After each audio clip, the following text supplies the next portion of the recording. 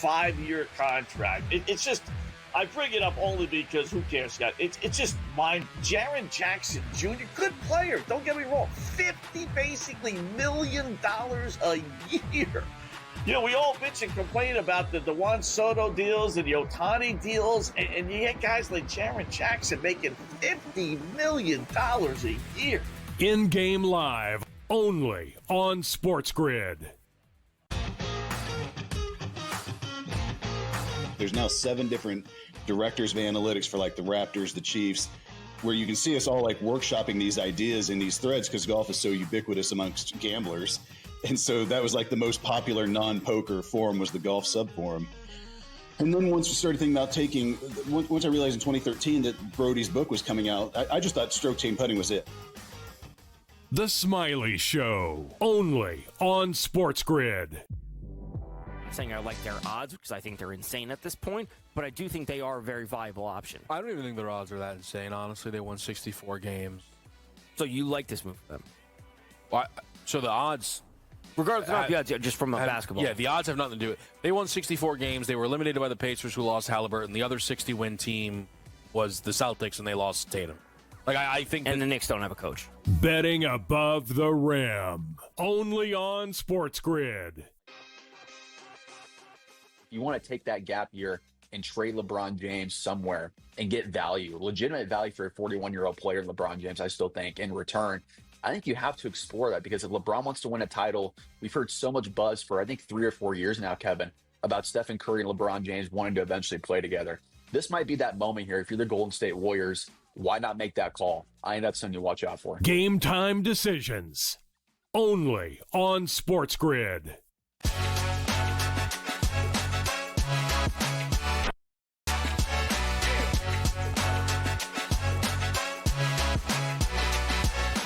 Kirk Cousins says he feels misled by the Falcons. Plus, will daily fantasy games actually be illegal in California? Hi, everyone, and welcome to Front Office Sports Today from FOS Studios in New York City. I'm Baker Machado. And I'm Renee Washington. Happy Tuesday. Thank you guys so much for joining us each and every weekday as we chat the biggest stories around the business and culture of sports. We're also getting into the latest on the WNBA CBA negotiations with players later. But first, let's dive right into the shoot-around, Yes, Baker. indeed. Let's start with the NFL. Kirk Cousins says in a new episode of the Netflix series Quarterback that he felt misled by the Atlanta Falcons. That after he signed a fully guaranteed $100 million contract and the promise of being the starting quarterback, to then the team drafting Michael Penix Jr. with the 8th pick in the 2024 draft just a few weeks later. Renee, Cousins even insinuated he would have re-signed with the Minnesota Vikings had he even been aware that the Falcons were even looking at a quarterback that high in the draft. Yeah, I love that as Quarterback 2 drops on Netflix with Joe Burrow, Kirk Cousins, and Jared Goff already getting some tea and behind-the-scenes insight as he's taking us through just what he felt. As you mentioned, it was just weeks between that 4-year, $180 million contract and the drafting of Michael. But I do think when you look at it, coming off of a torn Achilles and his recovery back, it just shows the Falcons were investing in him to either be their QB1 or be the mentor and the backup to their QB1. And so I think it actually makes sense. They were taking a gamble on him just like he was taking a gamble on them. But I do think now, as the Falcons have said, they are fine with him in the role of being backup quarterback and continuing to be mentor. The most expensive backup quarterback, by the way. And of course, all of us were a little shocked when Penix was selected, but it looks like based on how the last season played out, it seems like a smart move by the Falcons. Let's move to baseball, where the MLB Players Association is investigating agent Yasser Mendez, this for financial misconduct, after Phillies outfielder Johan Rojas claimed that the former agent actually convinced him to take out multiple advances against his future big league contracts to invest in the agent's baseball academy in Venezuela, all with the promise of lucrative returns. This is all according to The Athletic. Now, the outlet also adds that Yankees infielder Oswald Peraza,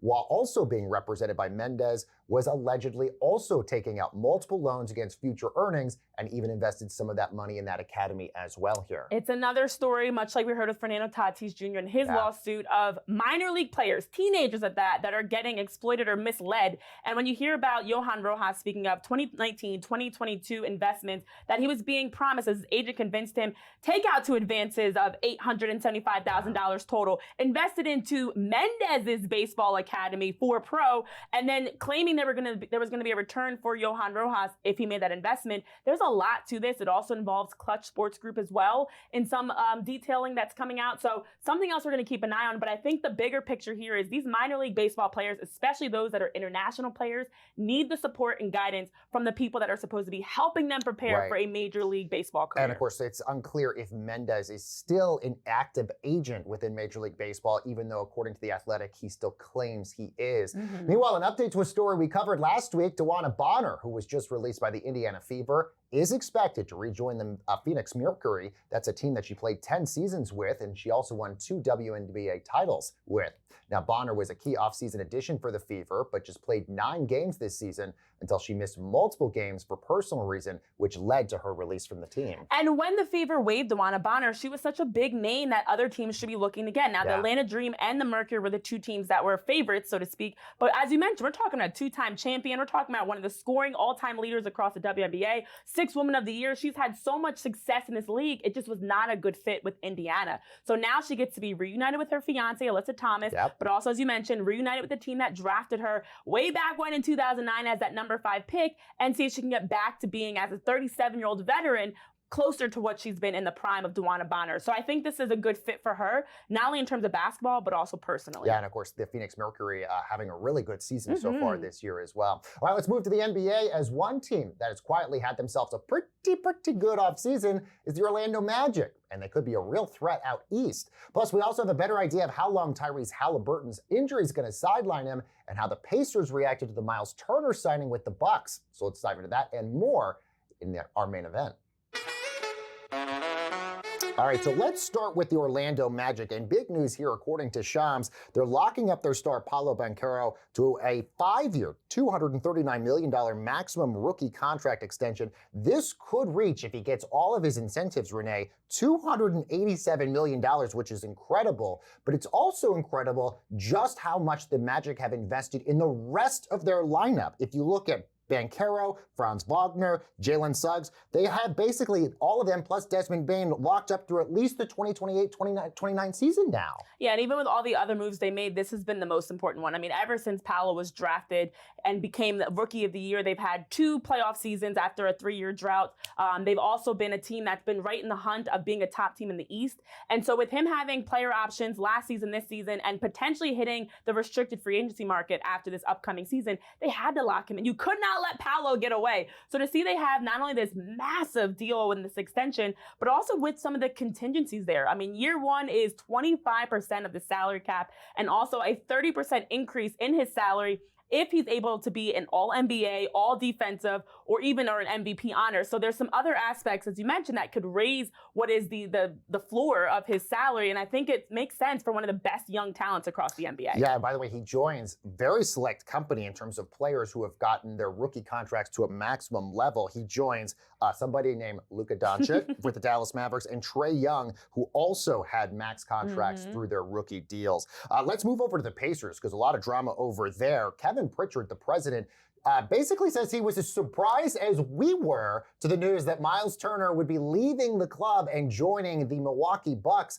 So much so because he had said that the Pacers were willing to go into the luxury tax for the first time in 20 years to keep Miles Turner. But Shams changed all of that with just one tweet. Yeah, this also comes out after they also acknowledged that Tyrese Halliburton is going to be out all of next season. Yep. Miles Turner was one of those big names that we even talked about, the Pacers needing to lock him in without Hallie next season. But what's interesting to me, Baker, is we heard the reports that Miles Turner, the longest then tenured player for Indiana, wanted to stay with the Pacers. So now hearing that allegedly there were conversations going on behind the scenes to keep him in Indiana, he didn't want to leave, they didn't want to lose him, yet he's gone. So there is somewhere a disconnect that now he has ended up with the Bucks, and it doesn't quite make sense to me how this happened, but it's business, I guess, that the Milwaukee Bucks were just a little bit quicker to get that deal done to lock in Miles Turner. Yeah, I want to read Pritchard's statement. It was really kind of interesting. He told reporters, quote, "I was shocked, if I'm being perfectly honest. Again, I thought we were going to be going back and forth in an open way,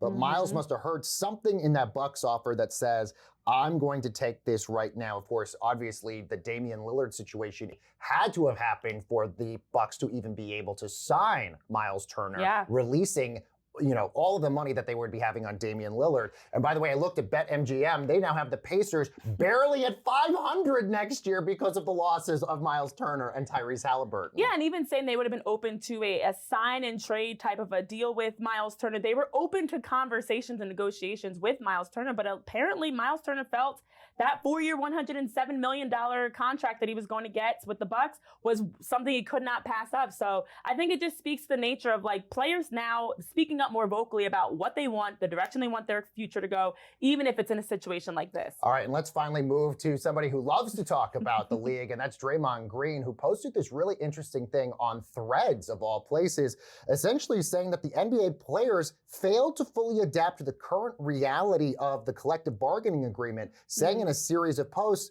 that the second apron luxury tax has caused so many players and teams to rein in their spending, and adding, he should have been the Players Association president. I could have helped a lot. Draymond for Players Association president. Listen, as he does mention, he felt like free agency was over before he started. And he said that it does typically every season have the same hype as the NBA Finals, yet this season they missed out on that for a number of reasons. And he said it was crystal clear that the collective bargaining agreement is destroying free agency because A, players don't even understand all the business aspects of it, but also there is a disconnect between the players and the league in terms of the business side. It sounds very familiar to what the WNBA is going through right now in their CBA negotiations. So I just think, is he really wrong about this? Because the reality is it hasn't been an exciting free agency, and he has attacked CJ McCollum, he's attacked the players union, and he's really attacked the league in the direction they're going and how they're controlling all of this. And by the way, the CBA won't be able to be renegotiated until the 2029 season. So on the topic of the CBA, what is going on with the WNBA and those negotiations? We're going to get into that ahead on Front Office Sports Today.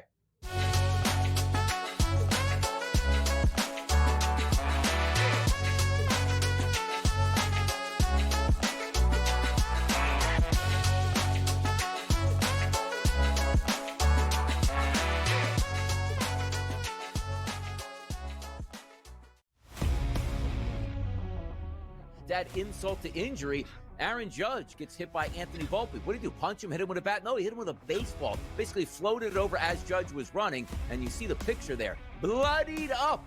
My goodness, man. What are the Yankees? They can't win games. They're losing guys to surgery, and now also the best player in baseball is getting lumped up by their shortstop.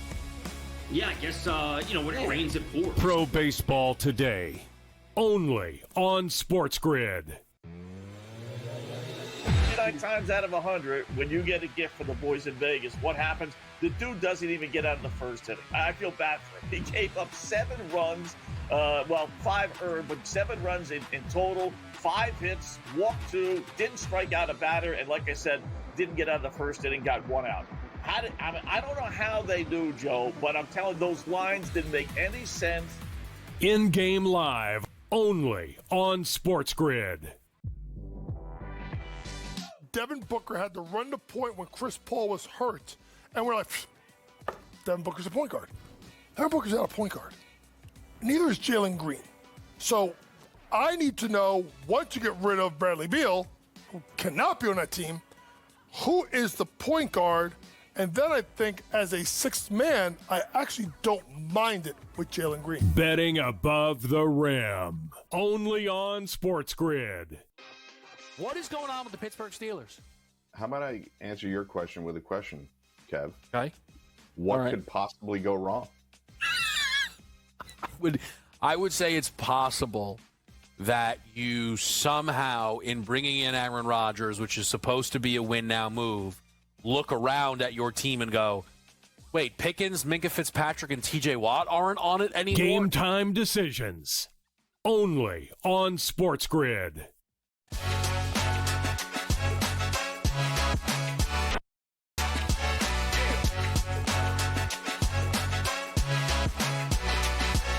And welcome back, everyone, to Front Office Sports Today with Renee Washington and Baker Machado. And the WNBA and the players still at odds over the collective bargaining agreement that expires in just a few months from now. This after the league just offered their first counterproposal to the players just a few weeks ago, and the players firmly rejected that. So to get an update on where things are at with the latest CBA, let's bring in our women's sports reporter, Annie Costable. So Annie, you actually met with the Players Union president this week. How are they saying the negotiations are going so far? Yeah, Neko Gumake was in town with the Seattle Storm this weekend to play the New York Liberty, and she spoke with the media about these negotiations, and they still remain at odds, with the biggest issue being each party's stance on revenue share. The players have made it very clear that they believe that their share of the revenue should grow as the league business grows, and what Nneka explained to us was that it was her understanding from this proposal that the league is proposing a fixed revenue share, which would in turn limit their ability, again, to grow with the league business. And Annie, it's interesting because as we get the news of the expansion of the 11-year media deal and all these positive things that the WNBA is doing, there seems to be such, as Brianna Stewart mentioned, polar opposites in where the Players Union and the WNBA are. The slap in the face, as Satu Sabally mentioned. And then also, as Nneka brought up, Kathy bringing into it that the players don't understand the business side. What do you make of these inconsistencies in this early phase of CBA discussions? Yeah, again, it just emphasizes exactly what Brianna said, is that they're on polar opposite ends here in these discussions as of now. When you think about what the players are asking for, though, based on what is being outwardly spread, the messaging, the narrative around the WNBA, and the growth that the league is seeing, it's not unheard of for them to have an expectation that, again, that revenue share would not be a fixed rate. Because any intelligent business person, if you're agreeing to a fixed rate, well, then as your business grows, you're remaining at that fixed rate and you won't see a share in that. And that's what they have an issue with. And it's pretty understandable, again, when you consider the narrative that's circling the WNBA, the growth that the WNBA has seen, specifically when it comes to record-breaking expansion fees, record-breaking attendance numbers, record-breaking media rights deal, record-breaking. So for the league to assume that the players would agree or even, pitch a fixed number is kind of a slap in the face, to Satu Sabaly's point. Well, and this is why the players believe they have all the leverage here. Given the fact that it's just 4 months from now, do you expect this to go really down to the wire, given the fact that these two sides are just so far apart? Well, Nneka is one of the most level-headed, intelligent business women I've ever been around. And when she communicates, she's not over dramatic with what she says. And she said in terms of the upcoming meeting in Indiana that, she's in the past had great meetings, great experiences in terms of CBA negotiations when it comes to that all-star meeting. She's participated in 3 previous CBA negotiations.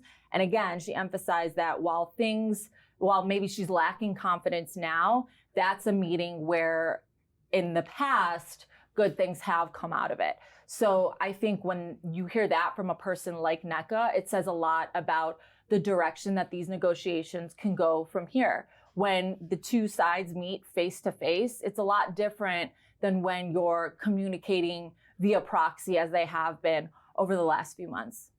Well, I'm also curious your thoughts, since the WNBA has always been a league that's been led by its players' personalities, ability to connect with fans, whether it's Caitlin Clark and Paige Beckers, or they're veterans like an Asia Wilson. And yet, despite that, it feels like they're not ready to invest in their players the way they should. They're investing in the media side. They're investing in those records, as you mentioned, all the different records that they're setting, yet they're not showing that same respect almost for players. Do you feel this is the league trying to almost lowball them or assume they don't know a knowledge of the business side and are just kind of giving them what they might be considering almost a bare minimum in that regard? Yeah, that's a great question, because when you take the emotion out of it, right, these are 2 separate business entities, we can call them. Commissioner Kathy Engelbert, she represents the owners and their interest. Nneka is the president of the Players Union. She's the voice of the players, right?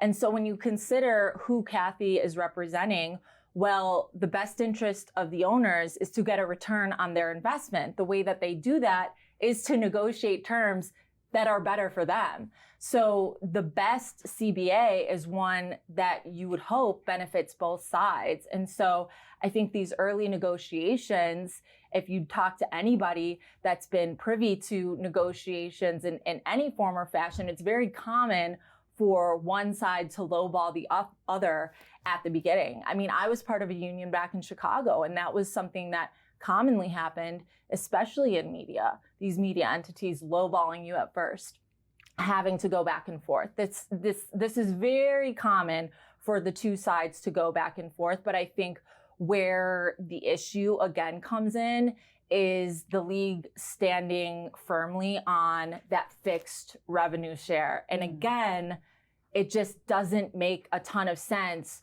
when you're standing publicly screaming how good the business is doing, but then the people responsible for that business doing so well, you want to fix them at a specific With rate. the 90 seconds we got left with you, we know the Fever, obviously big business. This is part of the reason why the players feel they have a lot of leverage here. And now the Fever and their game against the Dallas Wings moving to another larger arena, which we've seen is the case for a lot of these Fever games on August the 1st. This one obviously going to be great because it's against Paige Beckers and Caitlin Clark.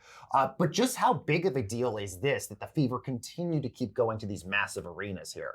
Yeah, I mean, it does wonders for the entire league because every time a team moves to a big arena, that's more eyes on both teams. That's more eyes on both sets of rosters. That's more people falling in love with a new player on the Dallas Wings and the Indiana Fever. The more eyes on the league collectively, the better, because the more stories get out there, the more personalities are found by fans, etc. I think what's really interesting, in my opinion, Dallas moving to the bigger arena is that Dallas isn't a market known for celebrating its women's sports teams. And so for Dallas to be celebrating, or to be tuning in rather, to be showing up for the Dallas Wings in this way, the Indiana Fever in this way, it speaks to where the game is going. Yeah, very good point. Annie Kospler, women's sports reporter, thank you. And could fantasy sports be illegal in California? We've got that story coming up next. Don't go anywhere.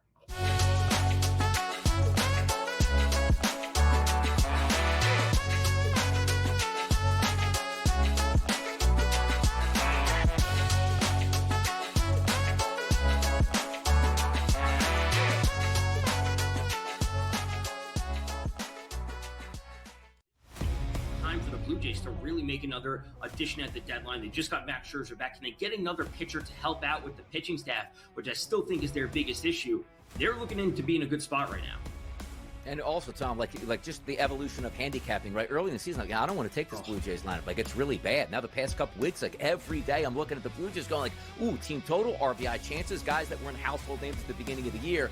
Pro Baseball Today, only on SportsGrid.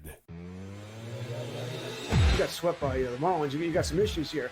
They're struggling. Arizona having their issues as well here. What I want to see here is Arizona take the lead. All right, and then let's attack the Diamondbacks bullpen. That bullpen is horrific. It's a dumpster fire. All right, that bullpen is that bad. Hit it a couple times over the weekend. Once they're up, hit the bullpen. That bullpen's going to blow the game. That's a great in-game bet for the against the Diamondbacks. In-game live, only on SportsGrid. I will keel over if they trade LeBron James to anyone. He is not leaving Los Angeles with all of his entertainment company, production studios, movies, TV shows, podcasts, everything that he does. This guy is stuck there like glue for the rest of his life. He's not leaving Los Angeles even when he's done playing. Pharrell Coast to Coast, only on SportsGrid. I would be looking to get him in dynasty or keeper leagues. If I'm out of a league and I'm looking to rebuild for the next years ahead, that's where I'm looking. Yuri Perez is a special young pitcher that we're going to be talking about in that Paul Skeens, in that Tariq Skubal, in that grouping of guys. I think he can be that good. He's only 22 years old. He's the boy. So you're getting a situation here where Yuri Perez eventually is going to grow into that man of a pitcher. Fantasy Sports Today, only on SportsGrid.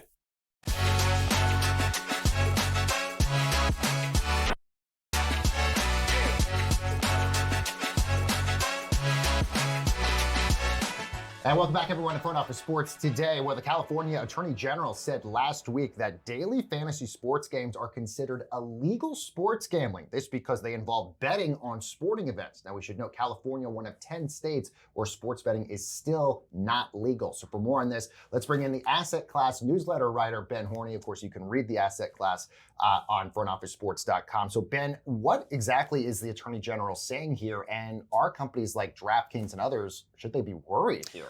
Yeah, this is an interesting story. So this advisory opinion was issued, I believe it was on Thursday, by the California Attorney General, Rob Bonta.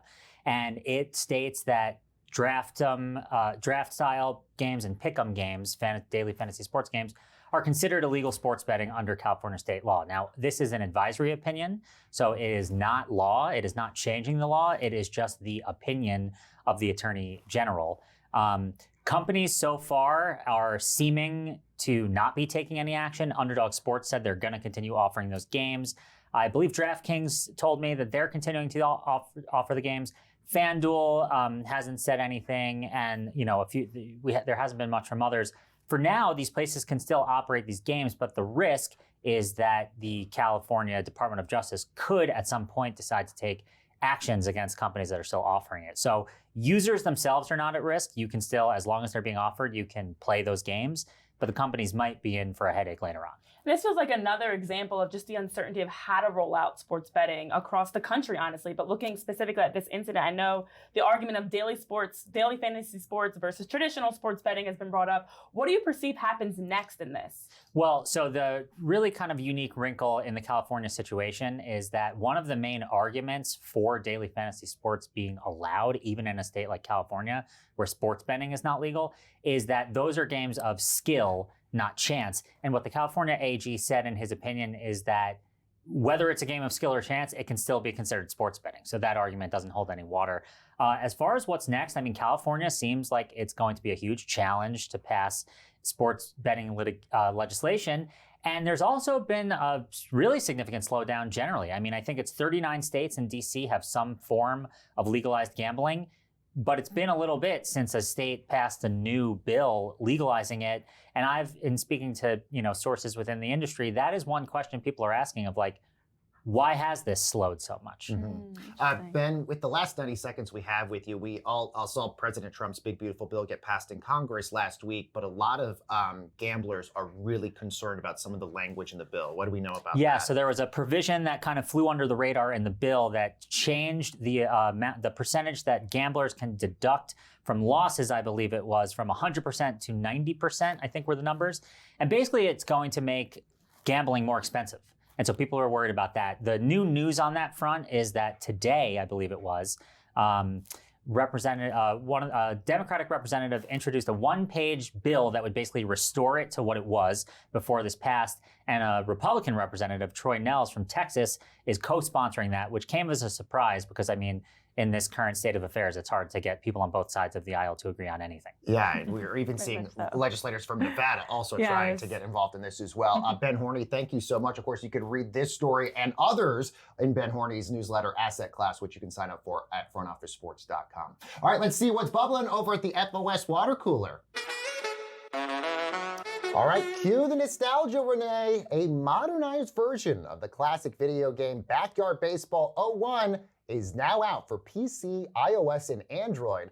And guess what? It even featured 28 of its 31 original MLB stars, including Derek Jeter, number 2, Alex Rodriguez, Sammy Sosa, Mark McGwire, and even Cal Ripken Jr. Now, the best part is the game also is going to include official Major League Baseball team logos, names of the players, and likenesses, all thanks to a cooperation between the publisher and the league. So it's like nostalgia with a facelift. I love it. Younger me is geeked out of the news that it's happening officially today, because when you look at what Backyard Baseball provides for kids, it's an opportunity. Yes, you have real players, as you mentioned, the Derek Jeters and Mark McGwire, but you also have Pablo Sanchez and Vicky and Keisha, and the whole gang is back. But also I love they made this, there's a touchscreen component, so you can play touchscreen since kids these days are all about that. Right. Or it can be the traditional mouse and keyboard, but then it continues from the predecessors of the 97, 98 Backyard Baseball to just kind of continue all these many years later. So I feel like they rolled this out to incorporate real with the logos and the players,